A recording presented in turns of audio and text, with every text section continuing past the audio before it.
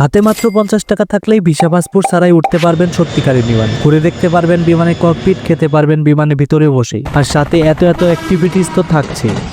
আজকে আমাদের গন্তব্য ছিল ঢাকার বিমান বাহিনী জাদুঘর। এখানে আসতে চাইলে ঢাকার যে কোনো প্রান্ত থেকে মেট্রোতে করে চলে আসতে হবে আগারগাঁও মেট্রো রেল স্টেশনে। বেসিক্যালি এটার লোকেশন আগারগাঁও মেট্রো স্টেশনের সাথেই। সো মেট্রো থেকে নেমে জাদুঘরের টিকিট কাউন্টার পেয়ে যাবেন। সেখান থেকে জনপ্রতি 50 টাকা এন্ট্রি ফি দিয়ে ভিতরে প্রবেশ করতে হবে। ভেতরে প্রবেশ করে ইয়া বড় বড় যুদ্ধ বিমান, হেলিকপ্টার আর বিমান বাহিনী ব্যবহৃত নানান সরঞ্জাম আপনার চোখে পড়বে। চাইলে 30 টাকার টিকিট কেটে বিমানের ভিতরেও ভিজিট করতে পারবেন আর বিমানের ককপিট ঘুরে দেখতে পারবেন। সাথে একদিনের জন্য বিমানের ককপিটে বসে পাইলটের ফিলও নিতে পারবেন। এখানকার সবচেয়ে আকর্ষণীয় দিক হচ্ছে বিমানের ভিতরকার রেস্টুরেন্ট। 100 টাকা এন্ট্রি ফি দিয়ে এই রেস্টুরেন্টে প্রবেশ করা যায়, কিন্তু 100 টাকা এন্ট্রি ফি আমার কাছে একটু বেশি মনে হয়েছিল। আর ভিতরে খাবারের প্রাইসটাও আকাশচুম্বী, তাই আর ভিতরে খাবার ট্রাই করিনি। বাইরে ছোট বড় অনেকগুলো ফুড কোর্ট রয়েছে, সেখান থেকে খাওয়া দাওয়া সেরে নিয়েছিলাম। ওভারঅল বিমানের ভিতরে রেস্টুরেন্টটা আমার কাছে দারুণ লেগেছে, একেবারেই আনকমন ছিল। যারা একটু আনকমন থিমের রেস্টুরেন্ট খুঁজছেন তাদের জন্য এটি বেস্ট অপশন হতে পারে। বাই দ্য ওয়ে, এই জায়গাটা কিন্তু অনেক বড়, আর ভিতরে ছোট বড় সবার জন্য অনেকগুলো রাইডস এবং অনেক অনেক অ্যাক্টিভিটিস আছে। বিশেষ করে আমার কাছে এই লেকটা দারুণ লেগেছে। চাইলে শেষ বিকেলে প্রিয়জনকে নিয়ে লেকের পানিতে ভেসে বেড়ানো যায়। ওভারঅল সবকিছু মিলেও যদি আপনি এখানে আসেন, আশা করি সুন্দর একটি সময় কাটবে আপনার। বেসিক্যালি প্রতি রবিবার ছাড়া প্রতিদিনই এই জায়গাটা খোলা থাকে, তাই ফ্রেন্ডস কিংবা ফ্যামিলি নিয়ে চাইলে ঘুরে আসতে পারেন ঢাকার বিমান বাহিনী জাদুঘর থেকে।